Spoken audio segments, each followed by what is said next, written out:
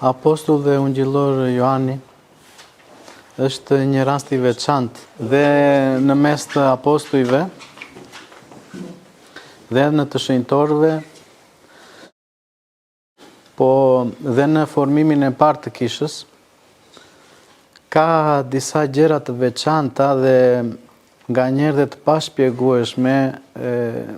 E para ishte i pari që quajt brenda në kishë teolog. Asnjë apostull tjetër nuk mori këtë emërtim.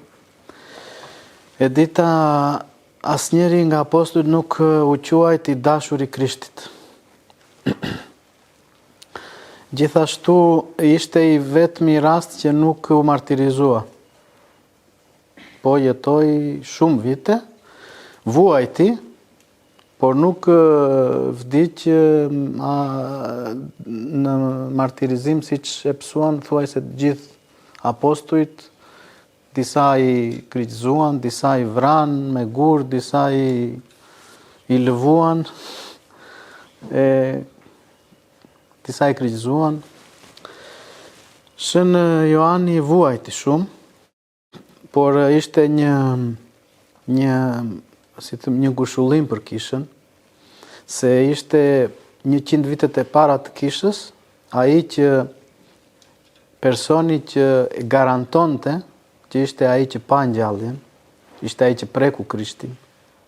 Mendoni tani të lindim ne tani dhe të gjejmë një plak, të mësojmë për jetën e Krishtit, për jetën e Krishtit dhe për besimin e Krishtit, dhe të kemi përpara nesh një plak 90 e ca vjeç, i cili e kishte prekur Krishtin, e kishte dëgjuar Krishtin, i dinte mësimet e Krishtit, si do na dukej sa person i shenjtë, me mjekër të bardhë, me atë hijen që do kishte ai njeri që e thon vete dhe Shën Prohori që se vetë Shën Ioani ishte peshkatar dhe sigurisht nuk ishte njeri që dinte të shkruante.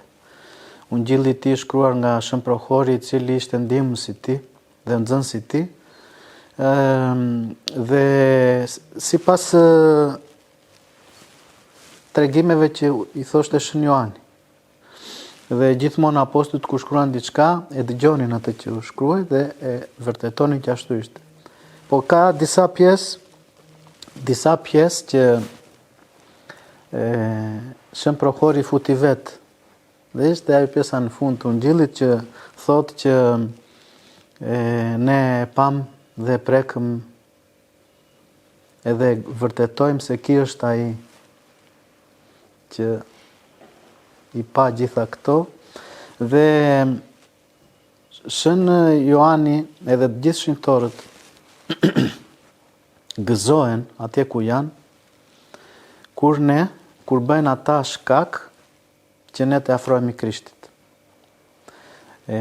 Thuhet që në qoftë se një vepër e dikujt në tokë bëhet shkak që një shpirt i afrohet Krishtit, ai që bëri veprën ka shpërblim në qiell, edhe pse mund të mos jetë gjallë. Prandaj shenjtorët bënin vepra jo për të shijuar vetë, por nëpërmjet të cilave krijonin kushtet që shpirtrat e njerëzve të afrohen Krishtit. Dhe një nga këto veprat janë ungjit, janë mësimet, po janë dhe mrekullit që bëheshin nga lipsanet e tyre. Që do të thotë, në qoftë se shpirti i shenjtë banon në trupin dhe shpirtit të një njeriu për jetë të gjatë, për kohë të gjatë në këtë tokë, dhe rezaton fuqinë e shpirtit të shenjtë ai njeri për shumë kohë, duke qenë banesë e shpirtit të shenjtë, atëherë pas vdekjes, ai trup mban akoma fuqinë e shpirtit të shenjtë, edhe pse shpirti nuk është brenda. Dhe mund të shikojmë fenomene të tilla që trupi nuk prishet, ose nga trupi del miro. Miro është një si vaj me njerë të mirë, ose fenomenet të tjera, si që kemi rastin e Shën Joanit, edhe ky është rasti që festohet sot, nuk është vetëm emri Shën Joanit që ajo festohet në shtator, po festojmë një ngjarje që ndodhte në varrin e tij pas vdekjes së tij, që dilte një lloj pluri vetëm në këtë ditë, dhe atë plur e mblidhin të krishterët dhe bënte shumë mrekulli, shëronte të sëmur, shëronte nga sëmundje shpirtërore, dhe prandaj ka ngel këto festa, pluri s'ka ngel. Festat ka ngel si dëshmi i asaj ngjarje të asaj kohe. Neve tani festojmë Shën Joanin, po ata bënin parti shpirtëror, sepse bëheshin mrekulli, shumë mrekulli. Dhe këto shenja i lejonte Perëndia që të forconte besimin e njerëzve. Dhe shumë e rëndësishme, dhe kërkon shpirti jon gjithmonë të vërtetoj besimin. Ka nevojë të besosh, po ku të besosh? Ajo që besoj është e sakta apo jo? Ka besime të rëme që nuk janë të sakta, po nuk mund të investosh shpirtin tënd në gënjesht. Është e rrezikshme. Ti mund të japësh gjithë zellin, gjithë mundësitë, gjithë jetën tënde, po është e rrezikshme. Duhet të jesh i sigurt që atje do investosh shpirtin, është e vërteta, se nuk e merr dot mbrapa. Kjo frikë është brenda në çdo njeri. E kuptojmë vlerën, pa e patur në mendjen tonë thellë kuptimin e saj, ne e ndjejmë që shpirti kemi diçka që është shumë e vlefshme. Dhe ajo që bën shumë njerëz të drejtojnë fesë, në përgjithësi, është se feja pikërisht premton që ka një kontakt dhe një lidhje me një botë tjetër, me atë botë që ne përpiqemi të komunikojmë. Po kush është feja e vërtet? Dhe këtu vjen Shën Joani që na jep një zgjidhje dhe një përgjigje që i jep krishterizmit vullën që feja e Krishtit është e vërtet. Dhe kush është ajo? Të gjitha fetë e botës, veç atyre që janë ideologji, si që janë fetë e lindjes, të Kinës, hinduizmi dhe këto, janë më shumë ideologjie dhe, si të themi, mënyra se si kuptojnë botën ata, nuk përmbajnë elementin e fesë, ashtu si e kuptojmë ne që ekziston një perëndi. Ata besojnë se ekziston një fuqi që nuk ka fitir. Një fuqi, e cila fuqi ka disa ligje dhe balancon universin. Kështu e mendojnë ata. Dërsa ne besojmë që ekziston një krijues, një person, i cili krijoi, është jashtë krijimit, nuk është në kushtet dhe në ligjet e krijimit, dhe ai e ka në dorë krijimin dhe ai e krijoi botën. Dhe ai vendosi ligjet dhe nuk është nën ligjet, po është mbi ligjin. Këtë besojmë ne. Këtë besojnë 3 fetë kryesore monoteiste. Krishterizmi, hebraizmi dhe islami.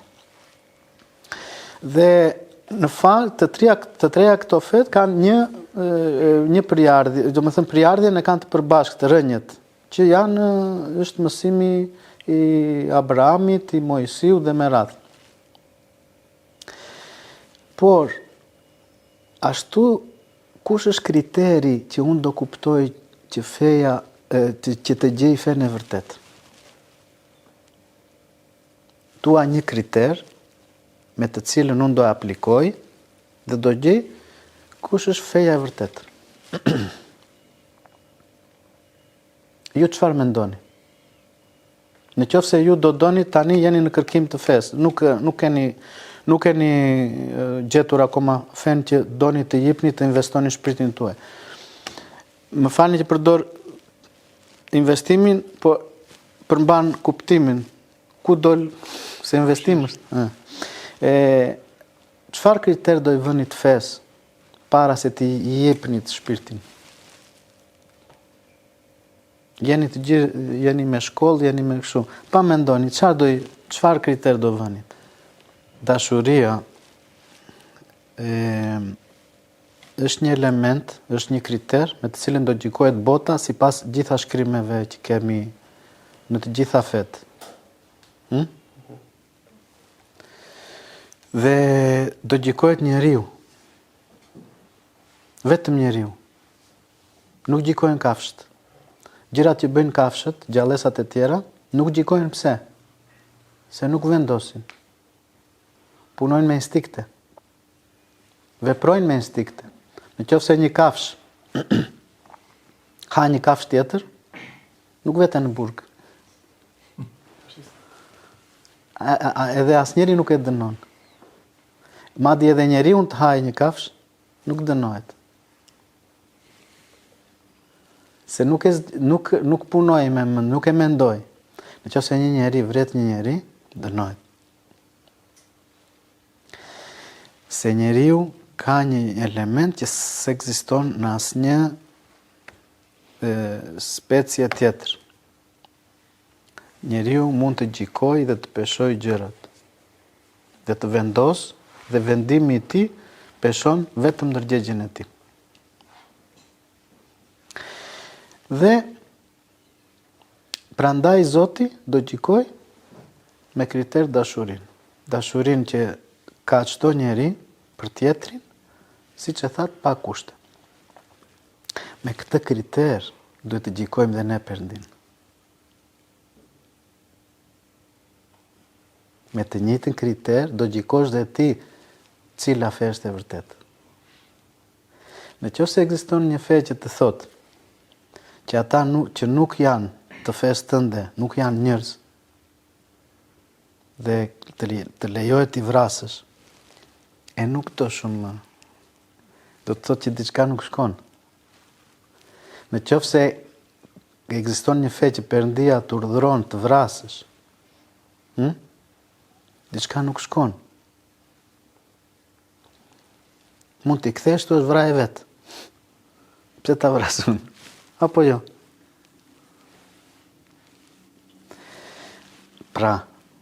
Prandaj, Shën Joan Theologu e blindoi krishterizmin me 3 fjalë. Perëndia është dashuri. Nuk thuhet në asnjë fe tjetër.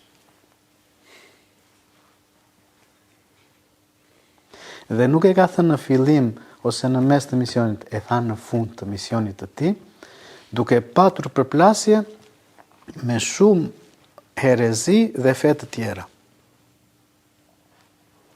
Dhe kjo zgjidh dhe një ekuacion shumë të vështirë. Në qoftë se dashuria është më e fortë nga Perëndia, Perëndia nuk është Perëndi. Se ka një fuqi që është mbi Perëndin. Ndërsa kur Perëndia është dashuri, s'ka fuqi mbi Perëndin.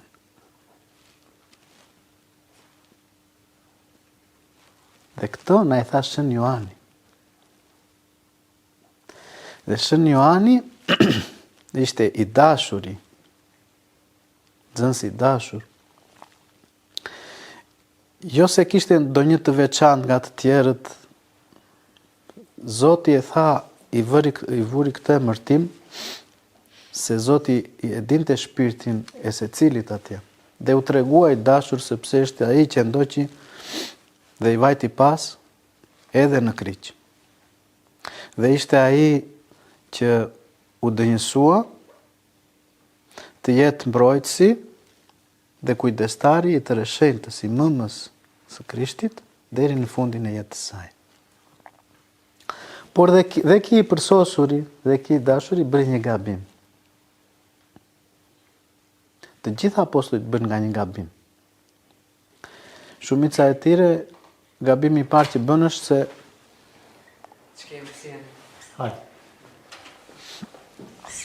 gabimi I parë që bën të gjithë është se bën atë që u tha Krishti, sonte ju të gjithë do më lëni vetëm. U tha Krishti, dhe kështu ndodhi.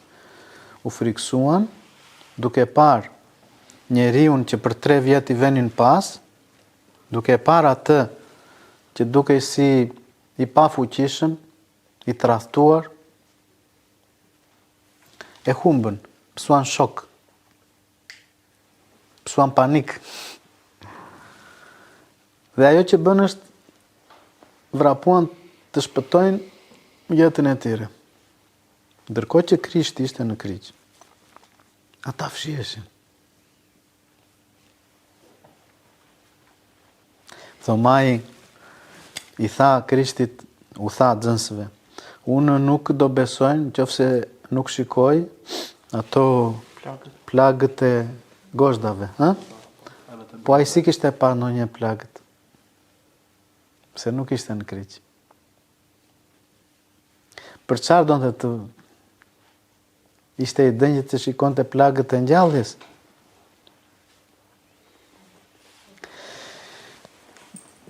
Dhe këtu dua të kuptojmë dhe një gjë më të thellë akoma. Natyra njerëzore është e dobët. Para se të vemi të shpjegoj dhe gabimin që bëri Shën Johani. Dhe thonjëza. Dhe Zoti edhe apostujt vet, gabimet e tyre nuk i fshejnë. I shkruajnë në Ungjil. Në listën e apostujve të Shën Mattheu, nëse shikoni listën e apostujve, kur vete Shën Mattheu të emri i tij, i vë dhe një emërtim, ta grambledhësi. Do me thënë, e ul veten. Se mësuan nga mësuesi i tyre dhe nga dhimbja e shpirtit të tyre për gabimet që kishin bërë, mësuan shumë mirë rrugën se si arrihet mbretëria e Perëndis. Mbretëria e Perëndis nuk arrihet me emërtime i madh, i parë, por arrihet me emërtime mëkatari, i fundit, shërbëtori. Dhe apostujt, duke mohuar në një farë mënyrë Krishtin, ishte një dhimbje shpirtërore e vazhdueshme tek ata brenda, si flak, e cila i mbante gjithmonë të përullur, që kujtonin që nuk mund të bënin të zgjuarit tek të tjerët nga momenti që të gjithë dinin që ishte një moment i dobët që e mohuan. Dhe jo një momenti më i vështirë. Dhe nuk ishte se i kishte përgatitur Krishti. Kishte thënë që do ndodh kjo. Mendo të jesh e përgatitur, të kesh parë se disa prej tyre pan edhe mrekullira të çuditshme, siç ishte metamorfoza, që Zoti Krishti u shndrua, bë dritë, që pan lavdin e Perëndis. Dhe prap, kur iku dhe i la hiri i Perëndis, ata prap e bën gabimin. Që do të thotë njeriu, qëllimi nuk është mos të bësh gabime. Qëllimi është të mbash hirin e Perëndis në jetën tënde. Jo mos të bësh gabime. Në qoftë se të la hiri i Perëndis, është sigurt do bësh gabime. Në qoftë se ti lufton të mbash hirin e Perëndis, kaq më i pastër të ngelesh. Po të ri hiri i Perëndis ka kushte. Shën Johan teologu bëri këtë gabim. Kur erdhi momenti që ra shorti për apostuj, ku në çfarë vend të botës do vej secili, këtij ra në Azinë e vogël. E dini ku është Azia e vogël? Turqia e sotme. Ishte tmeri i dhujtarisë. Atje paganizmi ishte 99.999%. Prandaj dhe ai vend ishte i mbushur me të demonizuar, me të sëmur, me gjëra të llahtarshme. Dhe kur e dëgjoi Shën Johani këtë gjë, ju pren gjunjët. Normal. Bo, tha, ata janë i njihnin të gjithë. Do shta kishin dhe thënie për atë. Vetëm për atë bobo që tha,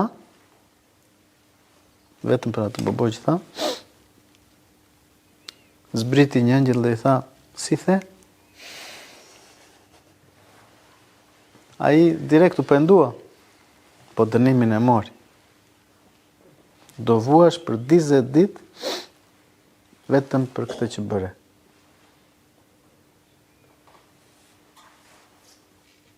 Bindja.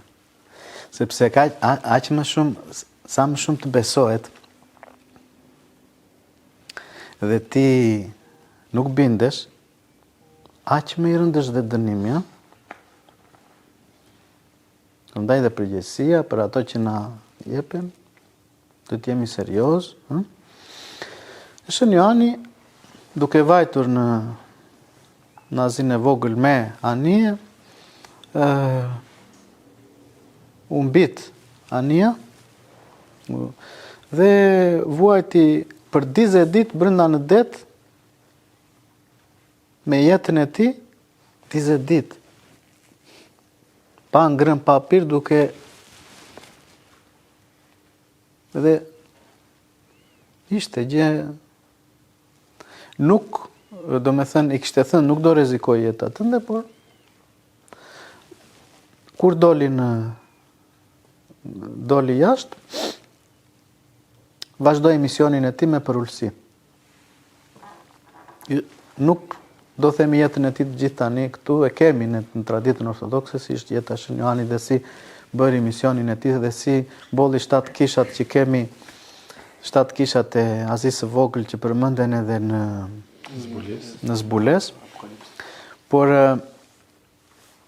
ajo që doja të theksoja është dhe një gjë e fundit para se të bën një pyetje nga Shën Johani që më pëlqen dhe mua është në Zbules. Atje Shën Johani shikon Krishtin. Dhe Krishti i thot, do shkruash për çdo kish, për episkopin, atje përmendet si ëngjëll. Ëngjëlli i kishës Milan, por në fakt i referohet episkopit të asaj kishe. Dhe çdo episkopi, Krishti i dërgon një mesazh nëpërmjet Shën Johanit. Dhe i thot, në kishën filan do shkruash. I di shumë mirë veprat e tua, për këtë bëre mirë, por kam diçka kundër teje. Dhe fillon pastaj Zoti 1, 2, 3, 4. Më bën përshtypje se për një kish nuk e mbaj mend, për të Efesit nuk e mbaj mend për kish. I thot Krishti episkopit. E di shumë mirë veprat e tua, e di shumë mirë. Dhe jam i kënaqur. Dhe nuk gjej asgjë tek tia. Po pastaj kthen dhe thot, po kam dhe një gjë. Kam një gjë të tia, sepse ke humbur dashurinë e parë. Zellin e parë. Zakonisht, kur futemi në kish, kur futemi në besim, fërkohemi me situatat, me gjërat, dhe në fakt, po fillon edhe avash ulet ajo dashuria, i zelli fillestar, i cili është ai që është ai takimi i parë që bën me shpirtin e shenjtë, shpirti.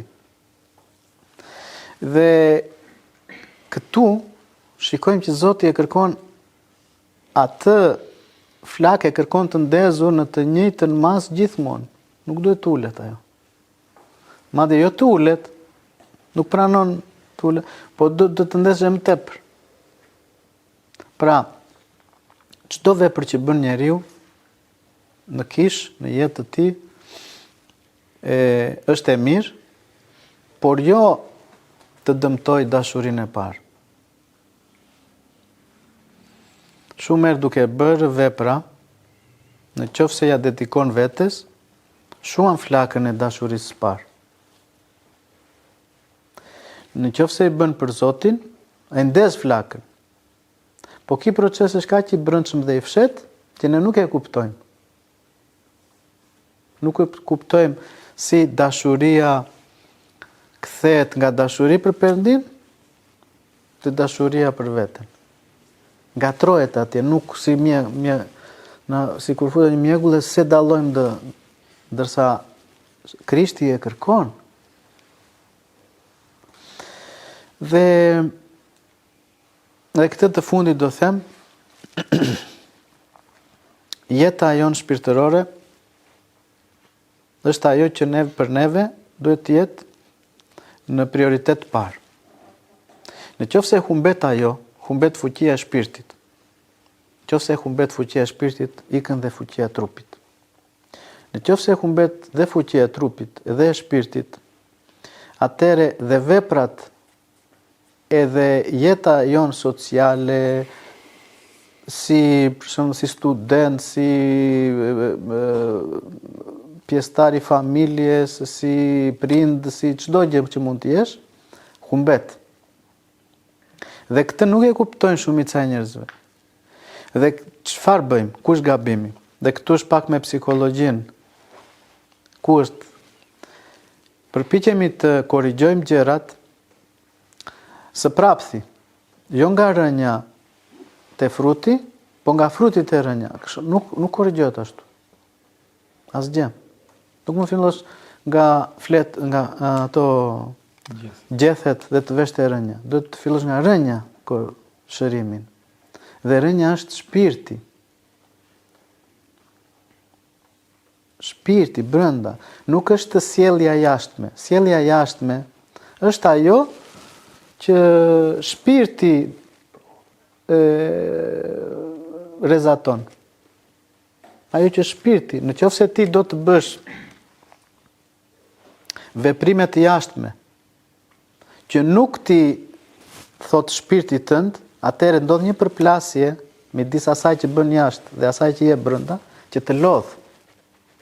Dhe krijon atë që themi dipole, një ajo që duhet të jem, ose ajo që duhet të tregoj, ose ajo që duan të shikojnë njerëzit, edhe një ajo e brendshme, e cila nuk përputhet fare, ajo e brendshme është të tërbuar do gjëra të tjera.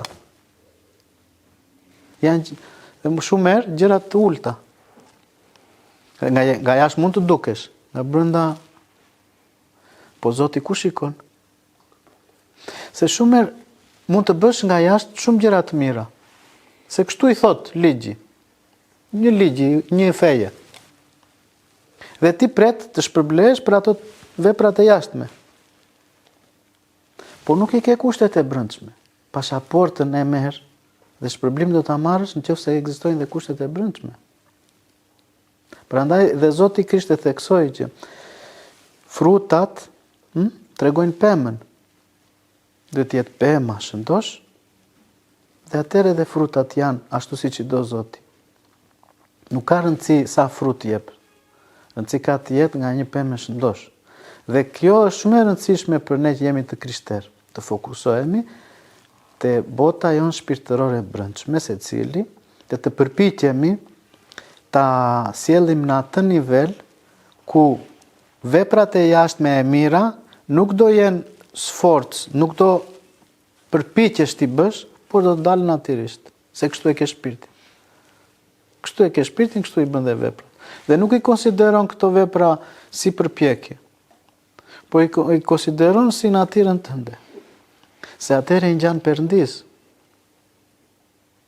Gjitha sëmundjet shpirtërore që ekzistojnë dhe psikologjike që ekzistojnë, pikërisht ndodhin sepse ndodh kjo përplasje. Ati fillojnë gjitha. Pastaj kjo përplasje, sigurisht atje nuk ka besim, sepse ka një gjë. Njeriu që përpiqet të gënjej veten, që ka gënjer, që kujton se gënjeu veten, është e sigurt që nuk mund të besoj në të vërtetën, se ai jeton në gënjesht dhe jeton në gënjeshtën e brendshme.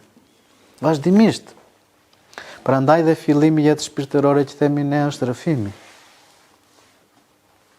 Rrëfimi është procesi e një marrëveshje me Perëndin, ku ti mohon gënjeshtrën me të cilën ti do të tregosh një fytyrë tjetër jashtë, e mohon atë, me çdo kusht dhe çdo kosto që mund të ketë ajo mund të ketë një kosto të tipit ke ndryshuar karakter, nuk je më ai. Dhe mund të ketë kosto. Por, a ishtë dëshërimi tënd, Nuk duhet të jesh më ai që doje të tregoj, duhet të jesh ai që del nga brenda. Dhe neve, kur vemi dhe rrëfehemi, i themi atit shpirtëror, me sinqeritet, atë pjesën e errët të shpirtit ton, ku fshihet gjarpri, ku ti ke bërë marrëveshje me gjarprin, dhe atje vete dhe ai të ofron kënaqësi, dhe ti ofron atë pjesën e shpirtit ku ai ka bërë folen. Në qoftë se nuk i mohon ato lloj kënaqësi dhe nuk i mohon marrëdhënien me djallin dhe nuk e pohon këtë me gojën tënde përpara atit shpirtëror, ti do jesh gjithmonë rob. Dhe kur vdes njeriu në atë situatë, nuk mund të ndahet shpirti në dy pjesë, shpirti i mirë të vejë në... Nuk ka. Në qoftë se bie në ujë një pik helm, spihet ujë. Nuk mund ta ndash ku është helmi, ku është. Edhe shpirti i njeriu nuk mund të pranojë asnjë pikë errësire. Nuk themi që do arrim 100%. Njeriu që është në përpjekje do shpërblehet nga Zoti dhe do çlirohet nga Perëndia. Po njeriu që s'është në përpjekje dhe nuk do ta bëjë këtë proces, mund të jetë njeri i kishës. Ai nuk është sigurt që do shpëtojë. Se në Perëndi nuk ka gënjesht.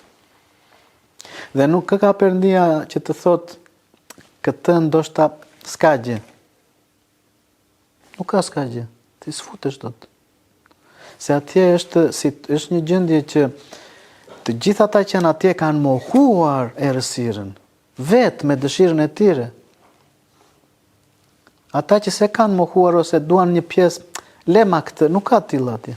O do e mohosh 100%, s'ka.